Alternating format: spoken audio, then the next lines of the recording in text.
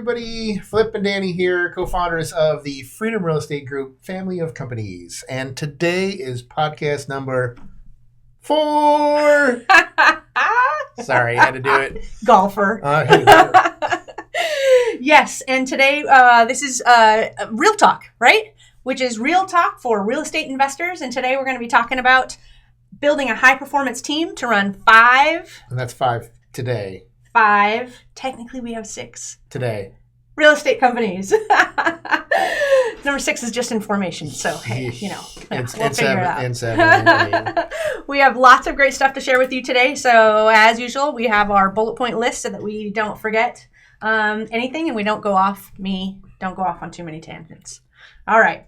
Okay, so we have 10 points that we're going to cover today. The very first one is right person. So you guys hear right person, right seat all the time. I'm going to cover the right person part. So when we first are advertising for a new hire to come and join us, then we've got a hiring ad out there that typically if we're hiring somebody from the Philippines, which is typically our virtual team, then we're putting the ad on onlinejobs.ph. If we're hiring somebody here in the U.S., whether it be virtual or in office, we're using Indeed. That's the 2 methods that we use for hiring. Then they come through kind of the funnel, the hiring funnel. And so one of our team members will send a message because part of the process once they've reached out to us is they fill out a behavioral assessment through our predictive index hiring software. And so as they do that, it's kind of one of those steps of how bad do you want this? Are you paying attention or are you just clicking send my resume to 50 people and we're never going to hear from you again and Right. You're going to waste our time.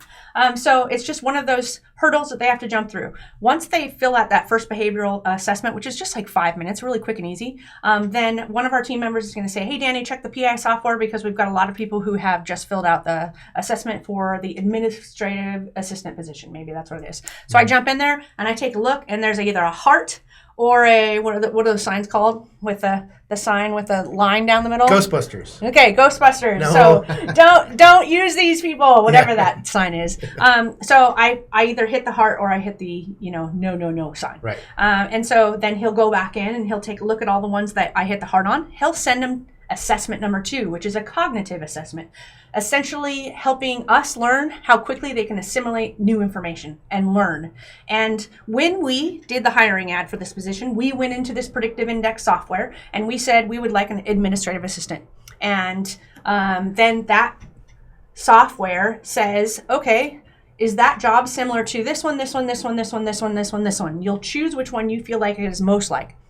They'll give you a analysis of what you would be looking for in that candidate. You can change it and shift it if you want. If you like the analysis of where that person falls in terms of the assessments that we're going to talk about a little bit here today, then you just save it. That's great. That's exactly what I want to see.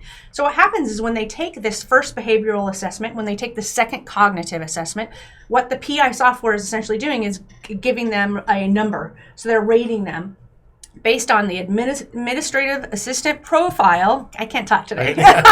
It's this room. Based on that profile, how do they fit? And it scores them.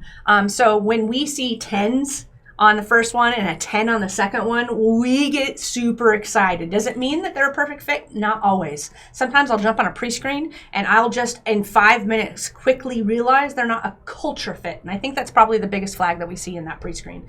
But anyways, it allows us to force people to jump through some hurdles to see, are you seriously looking for a job? And if so, you're going to take these assessments for us. And then we're going to do a 10-minute pre-screen after that fact. And we're only going to invite people to a 10-minute pre-screen if they rated high.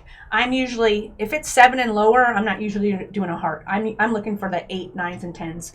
And it'll give a combined score based on the behavioral and the cognitive. So that's really, really nice. And that's how we start things off. It's really helped us avoid looking at a resume that looks really good on paper, and then we invite them in because we didn't used to do Zoom pre-screens, but that might be one of the positives of COVID because we're all so familiar with like virtual these days that it's easy to now just do a quick 10-minute pre-screen. But we used to invite them in, and then I'd block an hour, and I'd go meet with them in the conference room. And in 5 minutes, I would know this is not this person's. It's not a fit.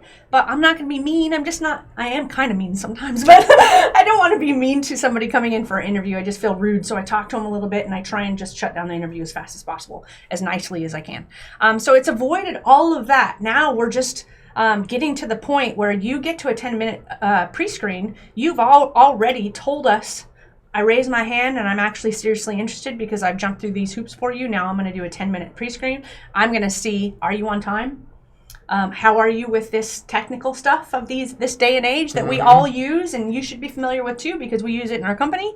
And then how did you present yourself? Are you wearing a baseball cap, which I usually am, to be honest, and a t-shirt and sweats? What does your surroundings look like? There's a lot of things that I'm just looking at just so I can quickly see who they are. And then are there red flags in what you're talking to me about? So there's a few things that I'm looking at. And so if they get past that 10-minute pre-screen, then we're going to take them, whoever it is, the position that we're hiring. Say we're hiring somebody for marketing. Then our marketing person is going to then interview them next. And it doesn't even have to be the person at the top of marketing. Marketing right now in our company is blowing up. We have 3 people on the team.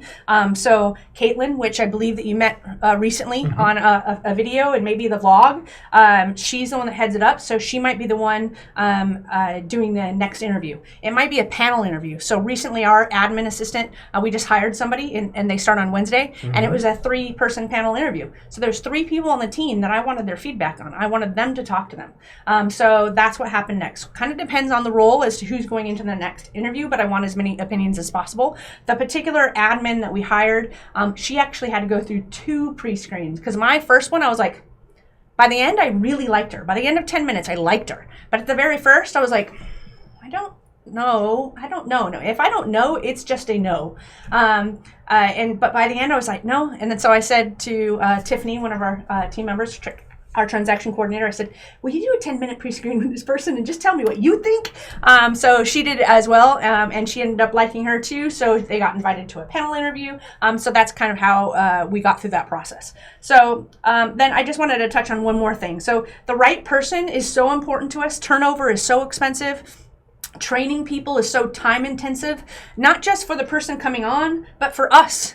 If Tiffany has to train them, if Caitlin has to train them, if somebody on our team has to train them, including me, it takes me away from that job, my job, what I'm trying to accomplish. And if we do a poor job of getting the right person in, then we have to do it all over again. So this first step is so critical that we've created this, series of things to happen and hurdles for them to jump through before they can even get inside our office and a part of our team. And hopefully they end up working out. Doesn't always. It doesn't always, but we're better now than we ever have before. Yes, and so I did say hire slow, fire fast. I just wanted to say that is typically the mantra, right? Hire slow, fire fast.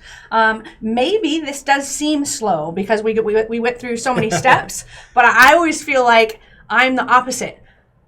Hire fast because we need people all the time. I'm like, we need another person. So I'm like, fast. Let's get through these. But I bet you now that I've kind of talked through that whole entire thing, maybe we do actually hire slow. It just seems fast for me because I'm only doing certain parts of it, and then I hand it off to somebody else, and then suddenly, boom, we're hiring somebody. So, and fire fast, I always tell my team, I'm loyal to a fault. So even though I just really go, I don't think that person's going to work, I will just try until I can't try anymore, because this is just so important. Finding those right people, and if they're a culture fit, well, I want to figure out how we can keep them and how they can stay a part of this organization and grow with us. And that leads you right into point number 2. You're welcome. Absolutely. The right seat. But I wanted to touch real quick, that turnover that you said that we want to avoid. Turnover, it's an estimated amount of 80% of that person's salary.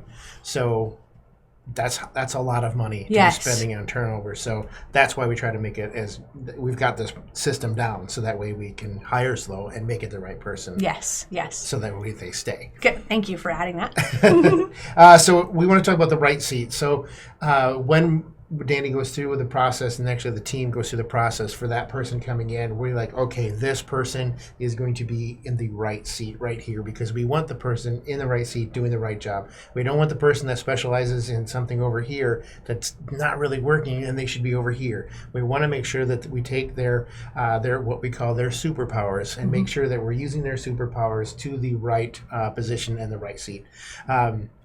With that said, being superpowers, everyone is a superhero.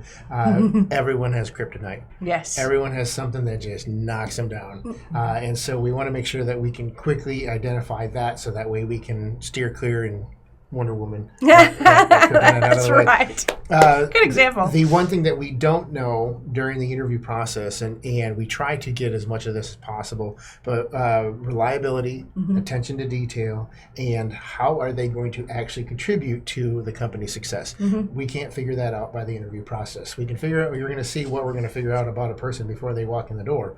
But those are three things that we get some data on how much they're going to be reliable and their attention to detail, but you really don't see it until they're in the job and working. And so those three things we find that out as we go. And there's been times where we've hired somebody that we said, this is the right seat, this is the right job for them, and they come in and we're like, you're going to work better over here. And it's happened more than once, and they're thriving in that position. And so it was a great move once they got here, because they were a right fit for the culture and for the company. But what we thought was going to be the right job for them was actually over here, and everyone shifted and adjusted, and it worked out perfect. So it's always keeping us on our toes, but those, keeping an eye on everybody right when they get in the door, those first couple of months or weeks, to see how they actually work well with others in the culture and just their ability to do the job. Yeah, and I'm sure we're going to talk about this a little bit down the road, but this also applies to growth, right? They could be perfect at their job, but we see a growth track for them, and they like the growth. We've talked about it, and from a leadership point of view, everybody's kind of agreed on that growth track. So even though they're perfect, we keep kind of moving them, into other positions, and we find the other person that then can train, right, and take over. And then there's sometimes too where we think that the person's going to grow there, and they're just perfect, right? Yeah. We're like, you could do this. I've done that so many times. You could do this, and they're like, nope, I'm totally good here. I'm good. I have one perfect example, but I'm not going to share it. It's her personal life, not mine. Yep. But yeah, okay. So that was number 2. So number 3, communication. So we're going to dive. Well, we've got a whole entire pile of papers that we're going to dive into during this podcast, so that you can really understand what we were talking about in the vlog, because we very lightly showed you our door. They call door plaques, nameplates. Yeah. So we put them on our door. It says Flip Robison, says Dani Robison, and then it has our profile. We showed you those because we're so serious about the predictive index software, what it's teaching us, how we're growing, how it's helping, that we're really going to dive into it. You're going to hear all about it. You're going to see exactly what we're talking about. So communication, how to communicate best. Predictive index is our number 1 method of how we're going to do this. I'm also going to hit on number 4 during this, their drive and motivation. You're going to see how predictive index really helps us understand how they are motivated, what drives them. And then we'll talk about, before we go into the number 5 point, we'll talk about weekly one-on-ones. Just don't let me forget. You got it. Okay. All right. So predictive index, how does it help with learning how to communicate best with people, what people's drive and motivation are? So the very first thing that we want to show you, and we'll just show you side by side so you can kind of understand the difference.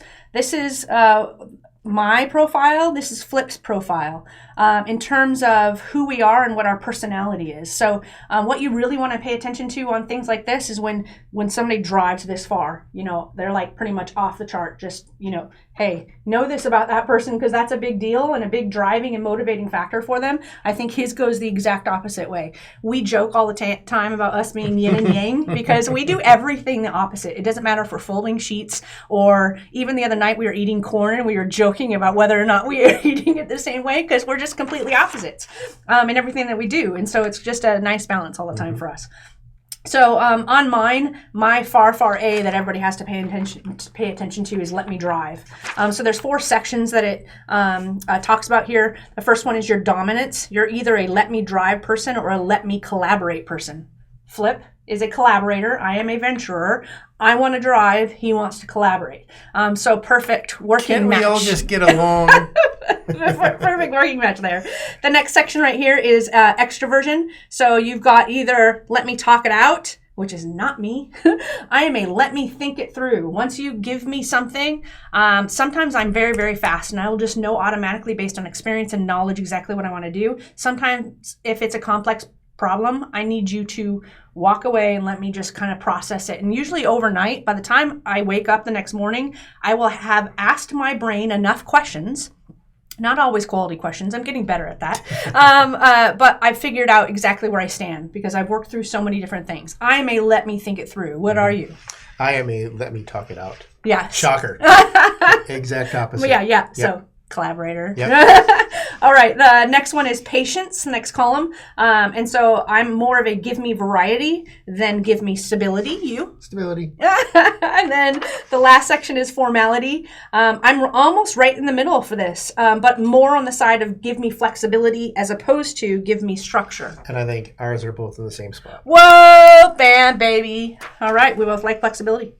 So this is, just gives you a quick glance of who you are. And this is what we put on our nameplates right next to the name. So it's very easy for, if you know and understand this graph and what it's telling you, it's easy for you to see the ABCD profile just by looking at their door nameplate.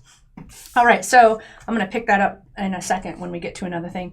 The next thing that we're going to talk about is kind of a summary. It tells you about that person. So when we're hiring people, this is going to tell us a little bit about who they are. So we're both going to read our at work section.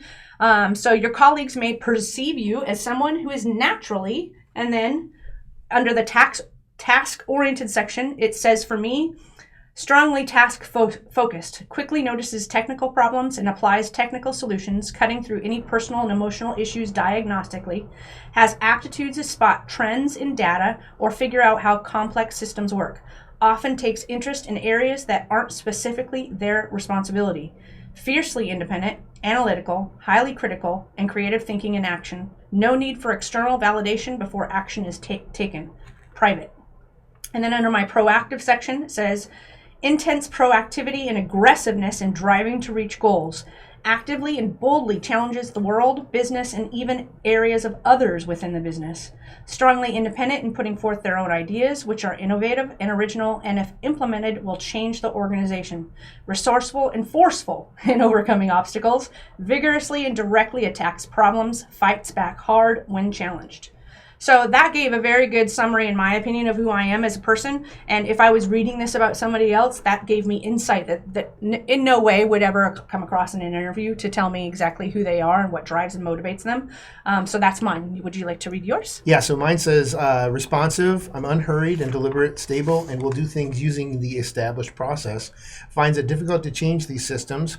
Dependable, consistent, and needs familiar environments and coworkers to be most productive. Cooperative, easygoing, and agreeable in getting along with others. A focused, uncritical listener who won't rock the boat.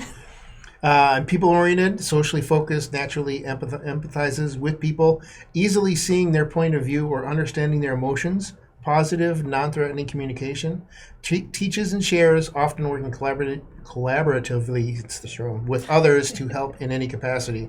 Now, I've taken, I don't know how many tests in the past, and we had so many people tell us, you guys need to get predictive index.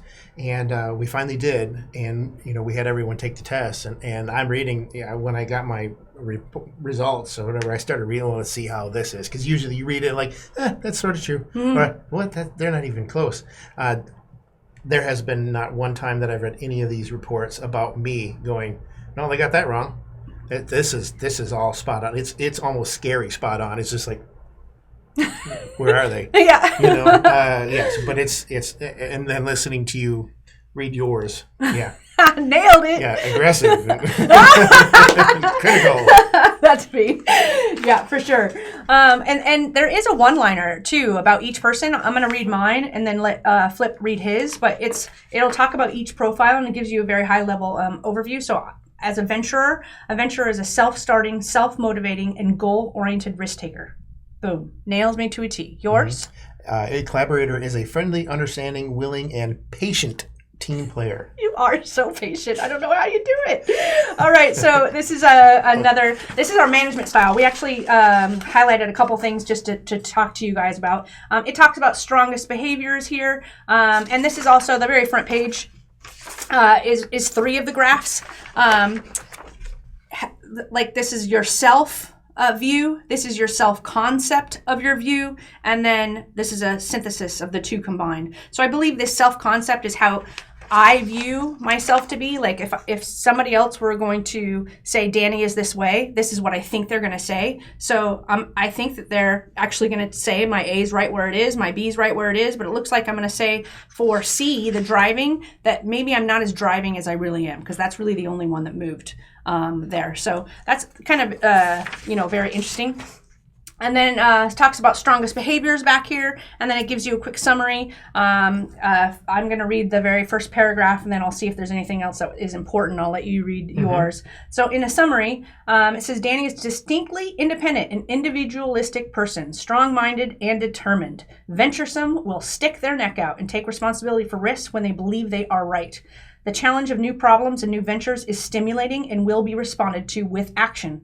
They have a lot of confidence in themselves, their own knowledge, ability, and decisions.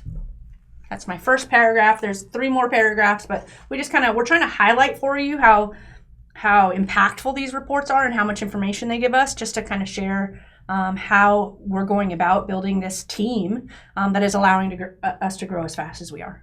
Yeah, I was just seeing if there was anything else on here. It's down. I was going to read the first paragraph, but it's a lot of what I already read about myself on the other one. But this is interesting. It's informal and a little offhand in style, fairly casual about the exact standards or policies of the company's book or the precise accuracy of the details of their own work, preferring to delegate details rather freely with loose follow-up, has the kind of patience required to focus steadily on a consistent process over long periods of time, and work which should primarily involve contact and communication with people rather than precise handling of details. While this individual is low-key in developing contacts with people, they're cheerfully persistent in doing so. So I'm going to read a couple other things, because this is, as I learn more and more about myself and read things like this, I can see my interactions within the company coming to light, and me understanding how others are seeing me, where I think I'm just being straight and to the point. I'm a no BSer. You're just going to get the facts. There's never a point in time where you ever have to go, Dani, what are you thinking? How am I doing? Because I just tell you. Yeah. Because I don't want that ambiguity of, I think I'm doing okay. Am I doing okay? I will just tell you exactly what I think and where you need to work on, if you need to work on something. So there was something interesting in here. They will drive hard to get things done their own way and quickly. A self-starter that initiates, makes decisions, and assumes responsibility for those decisions. Strong competitive drive, ambitious, drives hard to achieve goals. And their sense of urgency and impatience for results will put pressure on others as well as on themselves. So that's a biggie for me. I put a lot of people feel very stressed because I'm pushing, and I want fast. Not just fast results, I want fast communication. If I ask you a question, I want the answer already. So run and go get it and get it back to me, because that's what I like. If I have to wait till tomorrow, I'm getting a little bit anxious. And then when expressing themselves, they are direct, factual, outspoken, and frank. Their approach to others is authoritative, telling, and if they encounter resistance or competition, they may be aggressive. Always concerned with timely results. So this is really stuff that I didn't even know myself how I was coming across to others, and the pressure it's putting on people around me because of who I am, and I'm fine with who I am, and I will drive, and I will be disappointed in myself. So they feel like they're not doing what they should be doing. But I'm always, in my opinion, I'm doing worse than everybody around me is. I'm more critical about me than anybody else that I'm working with. I didn't do good enough. And so when they think they're not doing good enough, I'm like, don't take that wrong. Like, I think I'm doing worse than you are.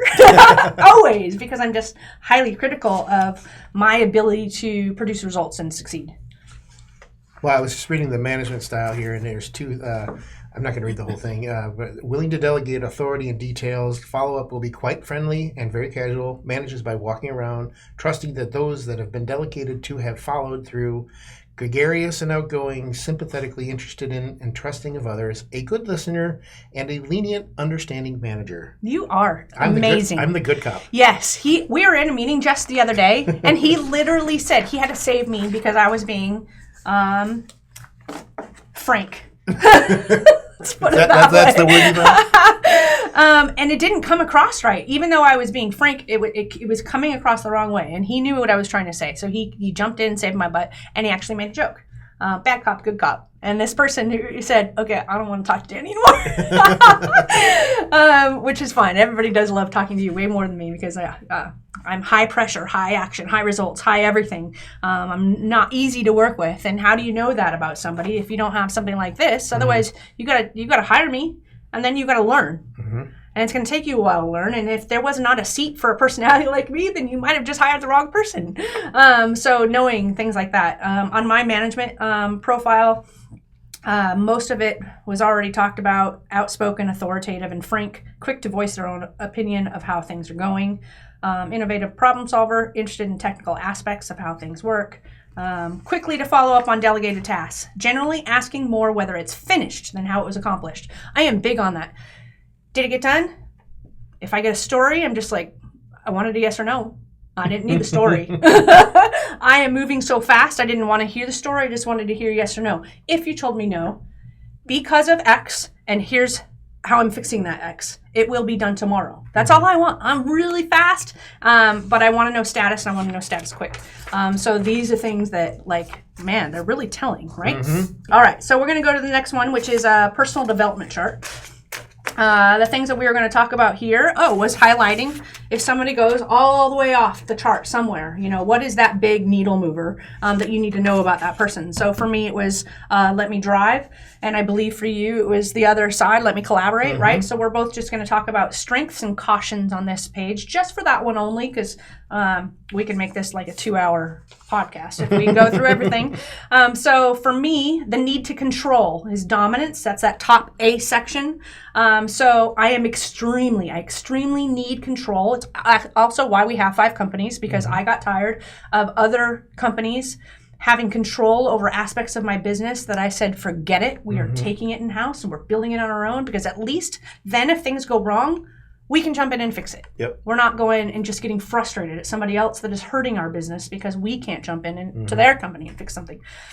So I have a strong need for control. So the strengths of that is drives change and challenges status quo, seeks to lead and have an impact, innovative, self-motivated, able to think big picture. The cautions may be seen as overly aggressive. Eek.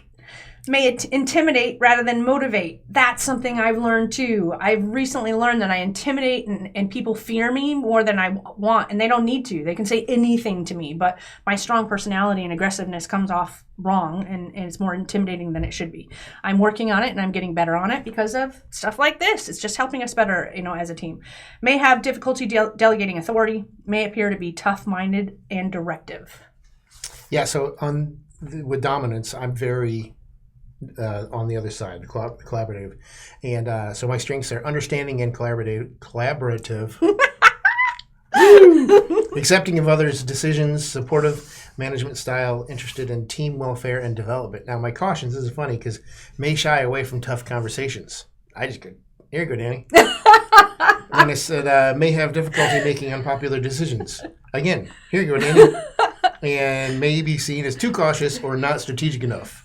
There's one thing that I always tell people. They'll stop me in the hallway and they say, hey, Flip, I got a question for you. And they'd ask me the question. I'm like, now you're not supposed to be asking me that question. I don't make those decisions. You're so funny. Again, yin and yang. Yep. We're just a perfect balance. All right. Anything else on that page? Nope. Okay. The last one here we're going to talk about, at least that we both have, is a management strategy guide. So if Flip were my manager, he'd want to print something like this out to understand what's going to drive me, motivate me. What do I need to create a successful boss and employee relationship? So some of the things on here: strategies based on how Dani interacts in the workplace. Provide opportunities to broaden her technical knowledge. Didn't say her, it says there, but I'm using her because it's me. Recognize the tangible results that she attains rather than soft achievements. That's true. I'm so results oriented. Give her opportunities to figure things out alone. Going back to that, I don't want to talk it out. I want to think it through. Mm-hmm. And solicit their input and feedback, particularly when solving problems. Now, there's 3 sections here. I just decided to read one. Flip, you can read mm-hmm. whatever you would like. Actually, I'm going to read the same ones, the how Flip interacts in the workplace. Okay. Give them work that involves frequent contact with other people. Surround them with supportive, encouraging, and collaborative managers and peers. Give them face time so they can talk things through and gain buy-in. And communicate verbally rather than email or in writing. So that's me to a T. Yeah, that's so funny. I love it. And it's funnily about the communicate verbally instead of email and writing. Mm-hmm. I'm such an email person. Leave me alone. Don't come talk to me. Okay, so we did a team thing. This goes to our culture. So we have personal and professional development, which we're going to go into. But one of the things that we did is, as a team, we all created teams within the company that would share who they are. Are they a venture? Are they a collaborator? What does that mean about them? So that we could quickly, without reading every single person's profile, we would quickly understand who they were by attending these weekly professional development sessions that we do. So when I had to give mine as a venturer, the one thing that I wanted to share in here about the profile and about me communicating who I am, because it made me laugh, because this is truly me. Bull in a china shop can be seen as pushy, uncompromising, can be seen as too strong-minded and expecting things to be moving way too quickly.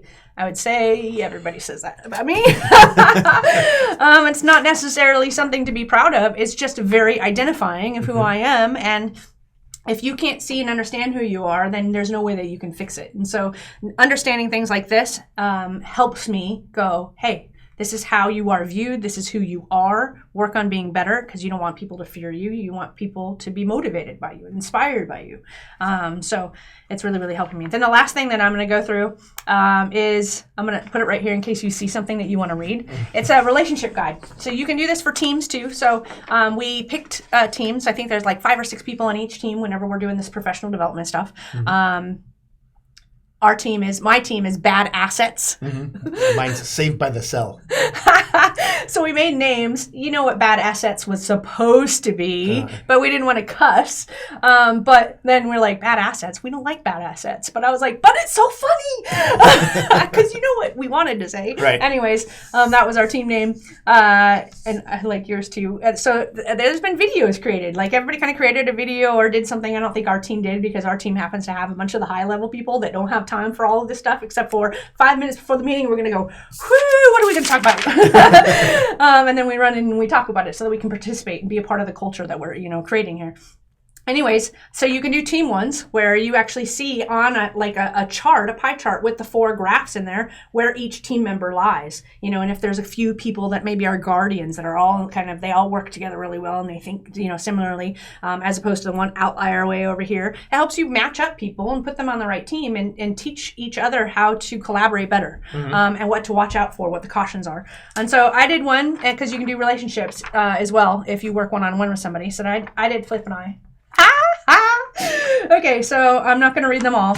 I'm just going to, you pick one. I think we have 3 categories: relationship strengths, relationship cautions, relationship tips. Mm-hmm. So I love you, by the way. I haven't seen this yet. Just joking. I don't even think it's bad. So it says, compare 2 people to discover how they work together. So the top one on the relationship strength says, Dani can help Flip by supporting his ideas, and creating a unified front when communicating Flip's perspective to other stakeholders. Let me know if there's anything else that you want to read up there. You actually pick 3. I'm going to read one. I'm going to read the top: strength, caution, and tip, and then you can pick what you want to read. Relationship cautions: Dani may dominate the agenda, and Flip's ideas or concerns may get overlooked. I do try very, very hard, and he's actually gotten so used to me. Sometimes he'll just like, I'm not done. I got something to say here. He'll just make me stop, because I'll rush through a conversation, then get ready to leave, and he's like, not done. I actually had some thoughts. And so he's gotten to know me so well, obviously, because we're married and we work together. Top relationship tip. And I don't know that these are in order, but I'm just choosing it to read it that way. Dani may be the one who tends to set the agenda, but Dani should make sure to let Flip have their say, pausing to ask Flip for reactions or feedback, as well as giving credit and acknowledging when Flip has a great idea or suggestion. That reminds me of was it Blindside? Oh. When she says, okay, you're right. And he says, how did that taste coming out of your mouth? Like vinegar? Like vinegar, yeah. I love that movie. Yeah. Let's see. So the relationship strengths. Flip is able to encourage and act as a counterbalance when Dani feels frustrated by their communication. Mm-hmm. The cautions.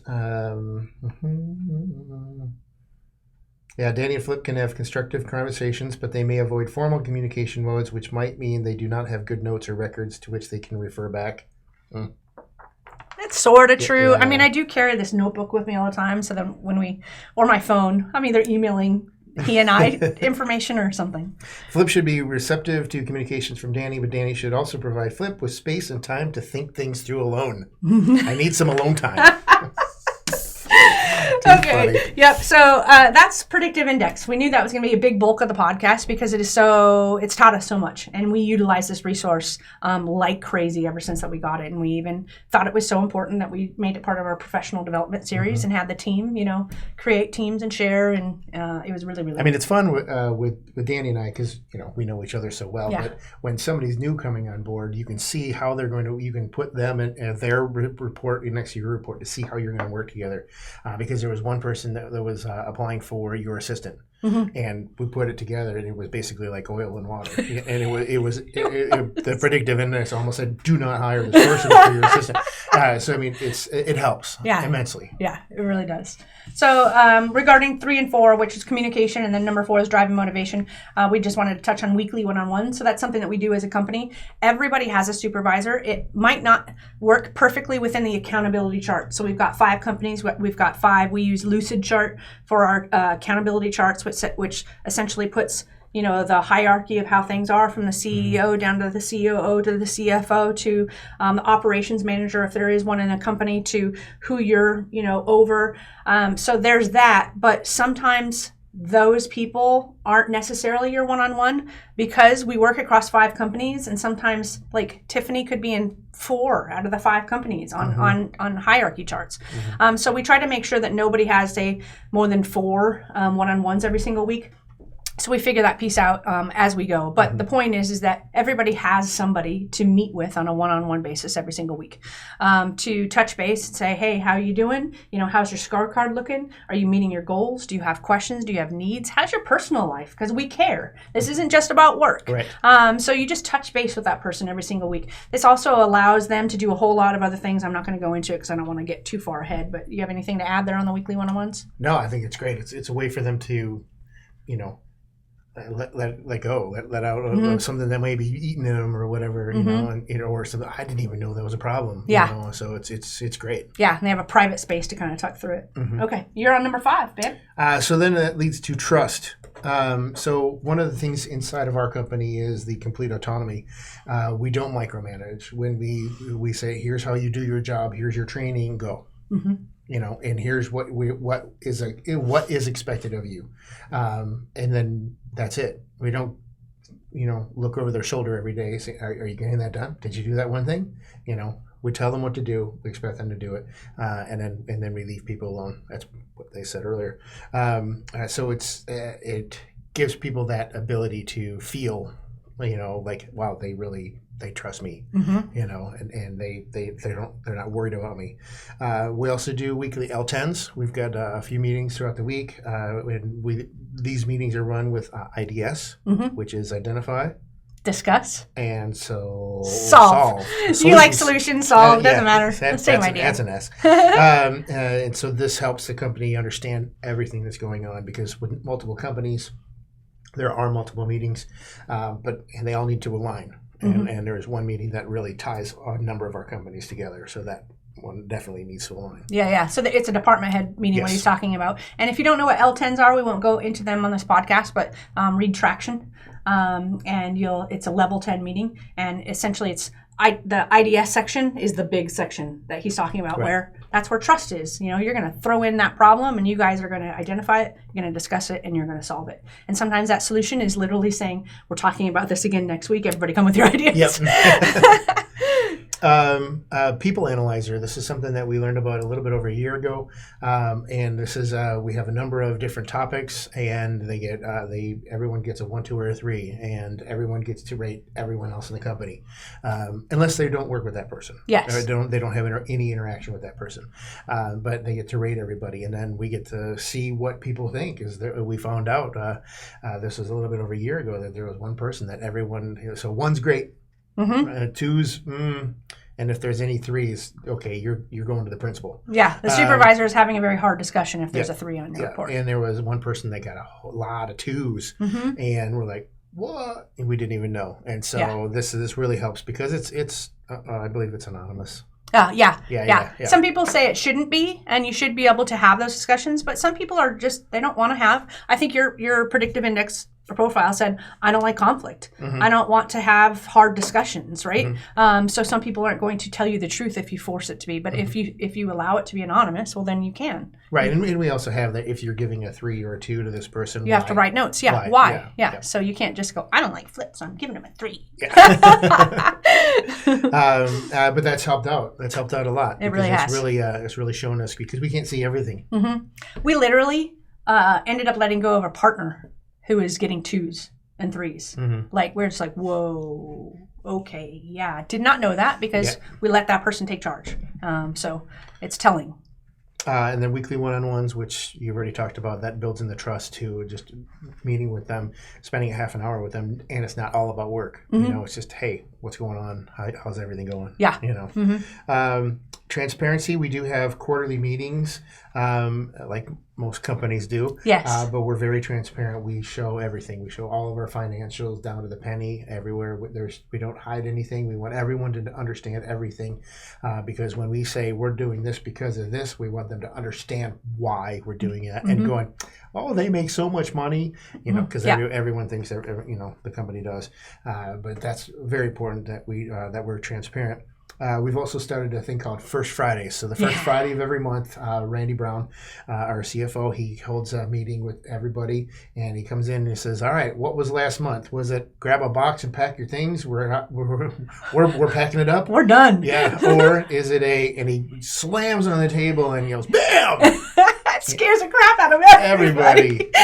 And there's some levels in between. But he has a good time with it. And it talks about the month prior, like how well did we do as a company.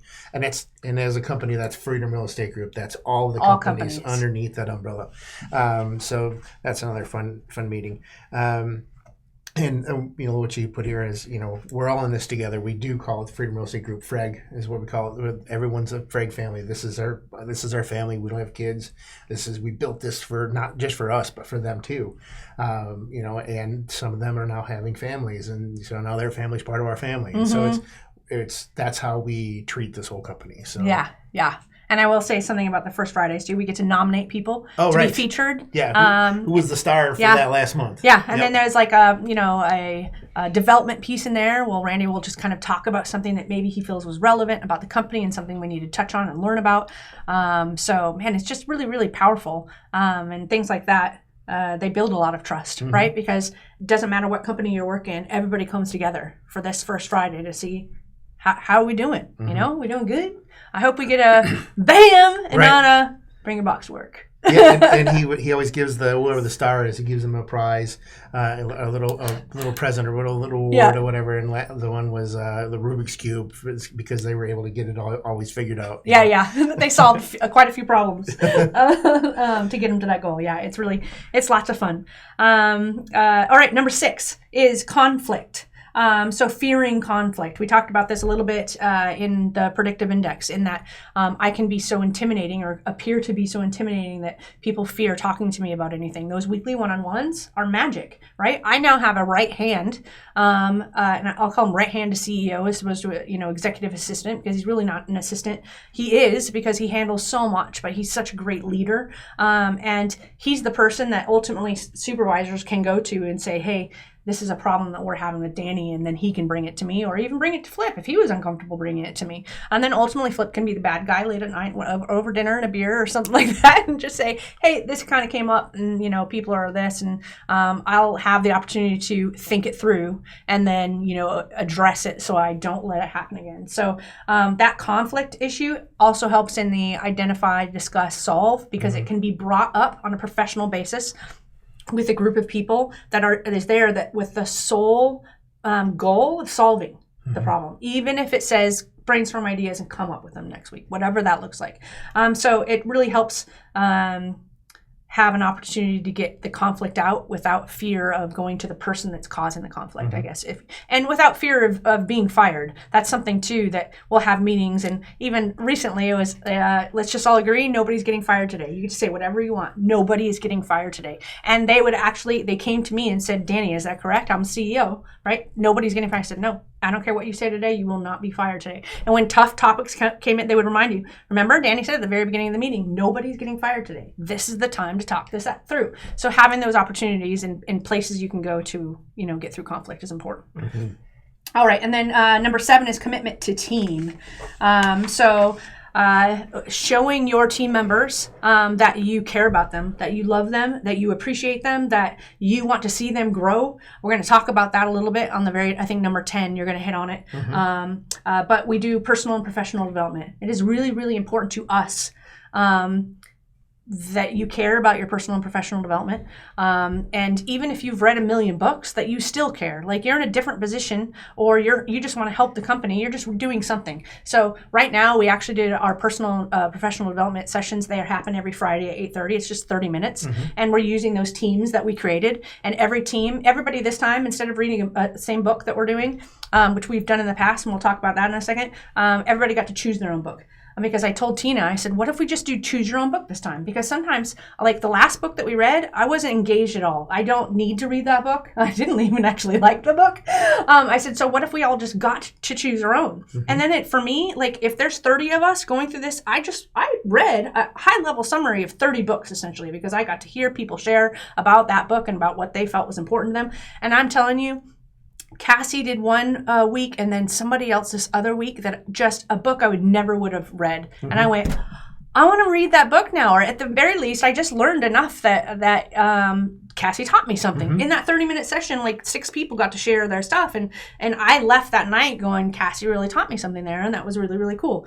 So that's our commitment to the team. That's also their commitment to us, that you are a team member who cares about your own personal and professional development and how you want to grow as a person. Whether it doesn't matter. I think Cassie's book was actually a personal book, not necessarily professional. I can't even remember now because somebody last week hit me too, and now I can't remember what Cassie did. Me and my memory, it's just horrible. I need to write things down. Anyways, that commitment to them. And their commitment, honestly, to us. Mm-hmm. Also, Dream Manager. I don't know if you've read the book, but get the book. If you have a growing team and you want to, show your commitment to the team.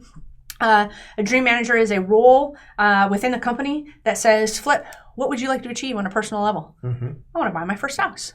I want to have $1 million in the bank. You can say whatever you want. I want to go on a trip. I want to have quarterly trips every single year. And my job as a Dream Manager is to help Flip achieve that goal. So this has nothing to do with work. It could, but it's really meant to say, I care about you personally, Flip, and I care about you buying that first house. Right. Some of our team members are now buying houses from us before they even go to clients. That's part of their dream. They want to have investment properties just like we all do. Mm-hmm. And so we're helping them do that. So implementing something like that shows our commitment to them on a personal, professional level, and that we want to grow together for forever if we can, and if it's meant to be. And then a leadership program, just helping them understand the path in which they can grow with us. So we have leadership meetings like every quarter, and it's usually done by the supervisor. And we talk about where did you want to go, and did you do the things that you were supposed to do in the last 90 days? What does that look like? And so we have those types of meetings. Literally, I think 2 weeks ago in our financials meeting with Randy, we talked about 2 people that I said, hey, and Randy was the first one to say it. I see this person in 5 years being right here in this company. Mm-hmm. If they choose to stay with us, this is where they could be. This is how much they could be making. And I said, the other person I would love to even talk about that path immediately, because I just love them and I love their commitment and what they're doing, is this person. And, having that desire to go, here's where you can be. Here's what it looks like. Doesn't mean they're going to stay with us forever. Maybe not. Maybe they decide to get married and move to, I don't know, somewhere. And maybe we just go, you can work virtually because we love you. Or maybe it just doesn't work out. Right. All of that is okay. But that's our commitment to them. So that's number 7. On to number 8, Mr. Flipper. Accountability. Yes. So one of the things that we do that everyone does every week is they all create scorecards. Now, everyone's scorecard, they have rocks. They have different goals for different strategies. Mm-hmm. And so Dani's scorecard is different than everyone's. No one's scorecard is like hers. Same with mine. Yeah. Same, I don't think anyone has the same scorecard. Nope. It's because it's about what are you doing that week, or what are you doing each week. It could be over the course of 12 weeks. You're doing the same thing every week. Mm-hmm. Or it could be, hey, this week I've got to focus on this. So you change your scorecard to reflect that. So that way you see, and then at the end of the week, you're going, all right, how did I do? Did I get 100% on this task? Did I get 100% on this task? And everyone has them. But again, back to our teams, So then on Monday mornings, everyone turns in their scorecard, and then each team gets the average of those people on that team, and then it's team against team. Which team won? And if somebody drops a ball and didn't do their scorecard or didn't fill it in, that's a 0. Wah, wah. Yeah. And then it hurts the whole team. There's a little bit of pressure there. Yep, exactly. And then there's hey, come on, buddy, turn in your scorecard. You're killing me here. But again, it's weekly accountability, and it's making sure that everyone's staying on top of everything that they're supposed to be doing, and they're not just sitting in their office playing on Facebook or whatever. Again, back to the weekly L10s. Again, it keeps everybody accountable. And keeping the companies running together. This is a finely tuned machine. If one thing gets thrown off, it's going to throw the rest of the whole thing off. It's not like one thing can sustain itself. No, it's just gonna drop. Extreme Ownership. We read the book by Jocko. Yes. And this was about a little bit over a year ago now that we read the book, and it was interesting. I always joke about it because everyone read the book, everyone loved the book, and then I got into an argument with our transaction coordinator. I said, no, it's my fault. And she's like, no, it's my fault. And I'm like, no, it's my fault. So it gets taken a little extreme ownership, but but everyone has really grasped that, and it's great to hear people go, you know what, that was me. I'm sorry. That was my fault, and I won't let that happen again. I love that. I love it. Instead of somebody going, I don't know, it must have been somebody else, you know. So it's very, very important. But then last, but again, we just talked about the first Fridays.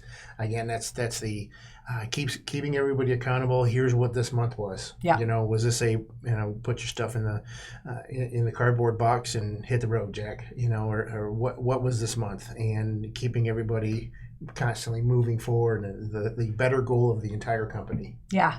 Yeah, I love that. All right, so number 9 is results.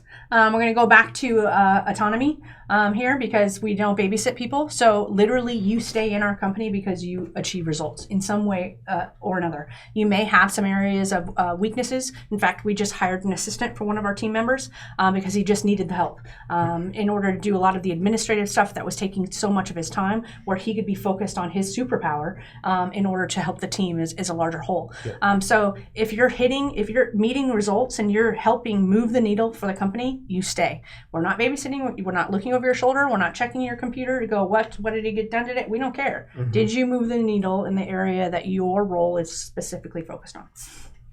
So that's one. And then weekly one-on-ones. Obviously, we're talking about it there. Our scorecards. That's a fast way to look at results about how you're doing. Going back to the hire slow, fire fast mantra. I'm not really, really good at it, but the more we talked about it at the beginning of the podcast, maybe I actually am okay with it. I'm just not in all the pieces. So maybe we are going through all the right steps. I just feel like we hire fast because I'm in the few sections of it. And then First Fridays, same thing. I think a lot of what we do as a company is all working around these 10 points and ties in together. Yep. So results are a big deal for us, and that's how you get to stay here. Then number 10 is leaders, creating leaders and following the vision of the company. We want to constantly make sure personal and professional development is something that we talk about every week. We want to make sure that we're constantly giving them more and more to be able to chew on. There's one of our guys who's from the Philippines, and he came on.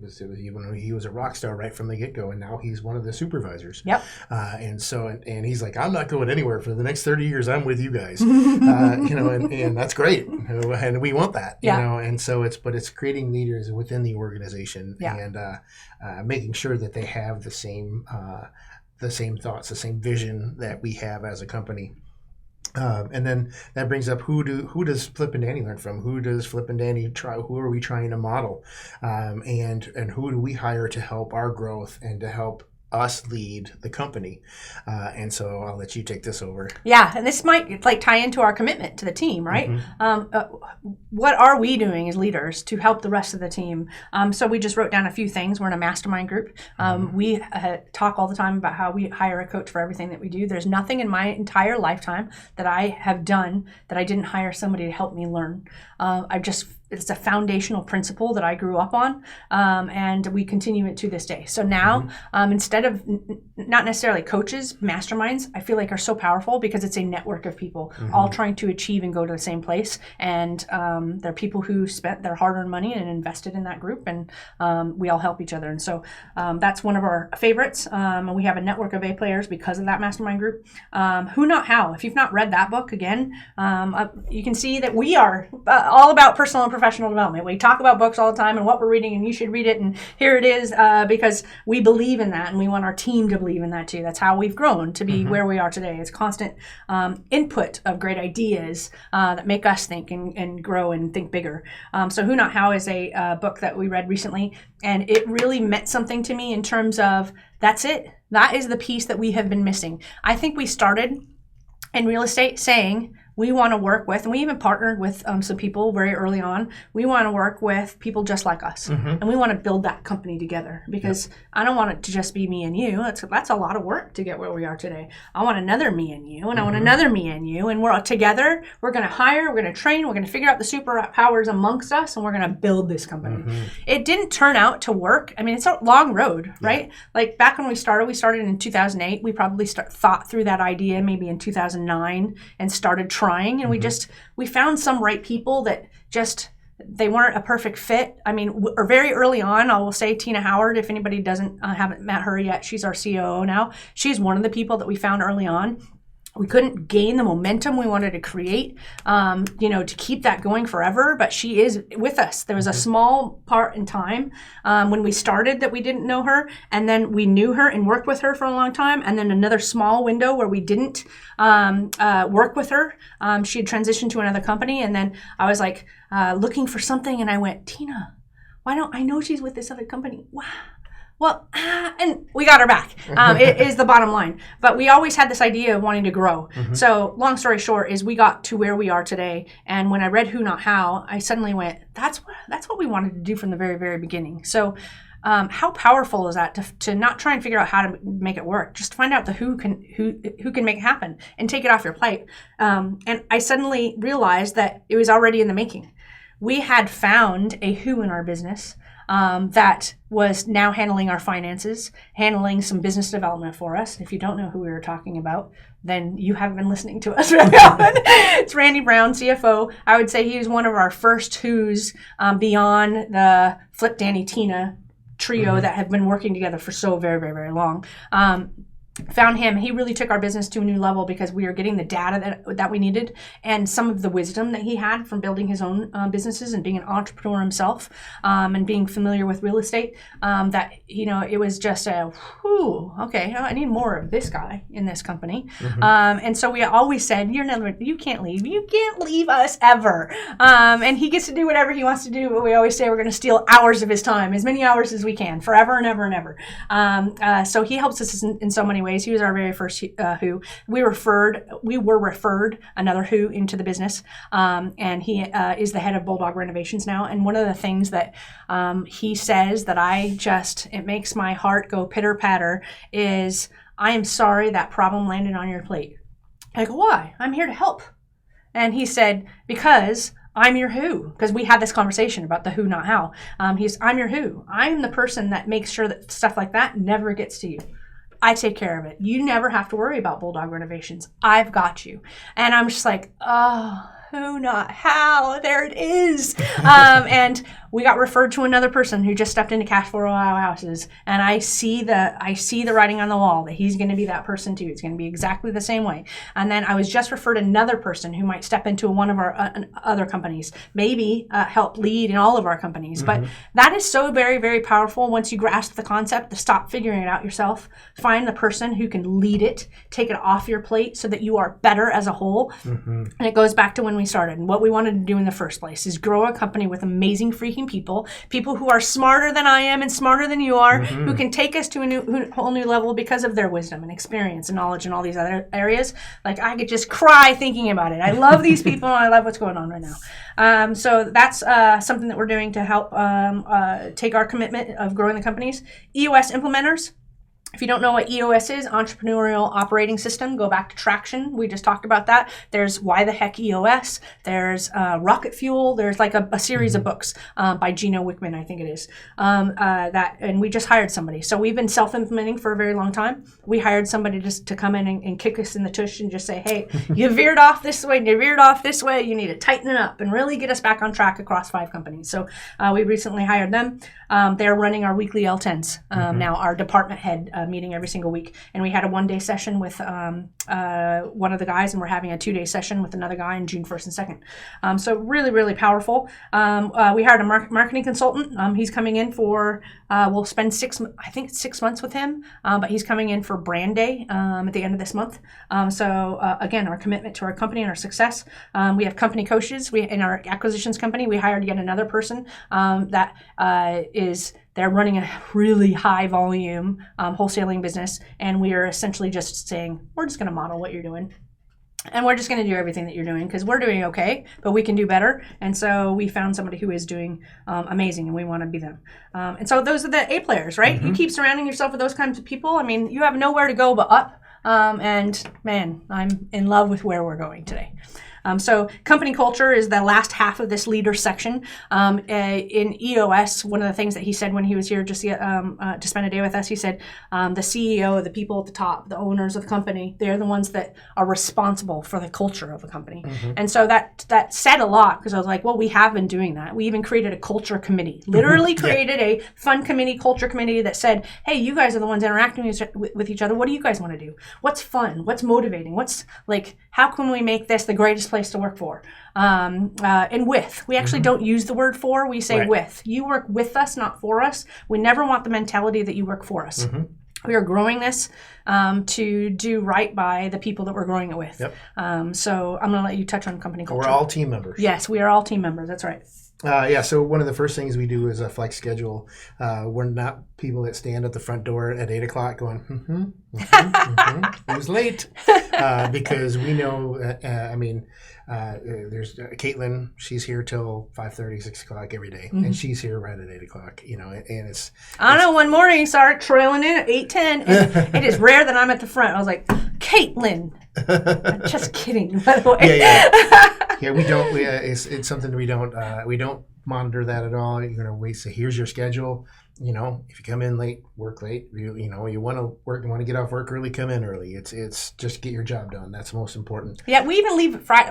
All of us. It's like a ghost town around this office around Friday at 3. 3 o'clock. At 3. Yeah. People they work the extra hours, knowing that they're going to take off early on Friday. Sorry, didn't mean to interrupt. No, you're fine. Leaders creating leaders, again, helping people move up and grow. Again, like I talked about, our guy Cheese, from the Philippines. He's now one of our supervisors in the company. Shout out. Running things smoothly. So it's, again, creating leaders inside of the company. We do a lot of fun, and the fun is not just the people here in the office. It's all of the VAs. Tina's also virtual. Emma's virtual. So we do have some even virtual here in the United States, but then all of our VAs. So we try to include them in all of everything that we do. If we do a party in the office, we make sure that the camera's on and the Zoom's on, so that way they can be there, a part of the event. We do a Taco Tuesday that started many years ago, but now we do once 1 month. We're actually at the Mexican restaurant and we actually do tacos. But then the other month we do a happy hour and on Zoom, so everyone's included. All the VAs are there as well. We do lots of holiday funds like Christmas party, pumpkin party. I'm afraid of the pumpkin decorating this year because it's gotten pretty intense. But we do lots of other little contests. And then, of course, if you have not seen, make sure you check out our Friday Funnies with Betty. Those have gotten pretty big too. Yes. But we make sure that, everyone's taken care of. We always have sodas or whatever they drink in the fridge, so that way they don't need to worry about that. especially during the summer, we always make sure we got Snickers ice cream bars. There's always bowls of candy out at the front. We got couches, we got a library of books, we get a ping pong table, a foosball game, a golf video game. We want to make sure that we don't want anyone going, oh, it's so boring to work there. We want it to be fun. We don't want it to be a drag to go to work. And in fact, my philosophy is I get to go to work. I get to do this, and so that's what we want them to think, and we want them to feel. Yeah.